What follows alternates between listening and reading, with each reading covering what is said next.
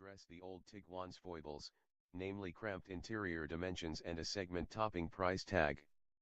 Those demerits cost Tiguan sales to ever-improving segment stalwarts such as the Honda CR-V, Ford Escape, and Toyota RAV4.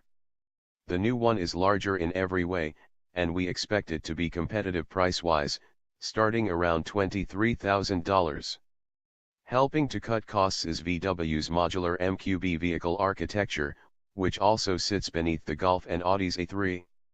Improved packaging affords generous interior room front and back even in the short wheelbase model, which, compared with the outgoing Tiguan, has 3 extra inches between the wheels and a body 1.2 inches wider and 2.4 inches longer. The US version will have an additional 4.3 inches or so of wheelbase and, naturally, will be longer. The returns are satisfying. Volkswagen says rear seat passengers have an additional 1.1 inches of knee room, but that's underselling things massively. A nicely placed lower cushion, gobs of headroom and legroom, a USB port and a 12-volt power outlet, and generously sized rear windows make the back seat an airy, pleasant area. A third-row seat option will also be available for Americans. Functional touches in the enlarged cargo hold include easy-to-reach release levers for folding down the rear seats, a multi-position cargo floor, and 12-volt and household power outlets.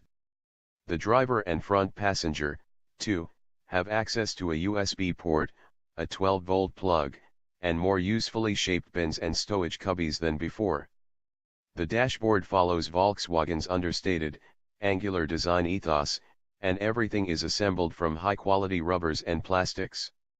It isn't yet known whether the European Tiguan's 12.3-inch TFT gauge cluster display will be sold to Americans, but we definitely won't be offered that version's head-up display. It's possible we will get a huge, 9.2-inch center stack infotainment screen with gesture control, although it likely will be restricted to the most expensive trims.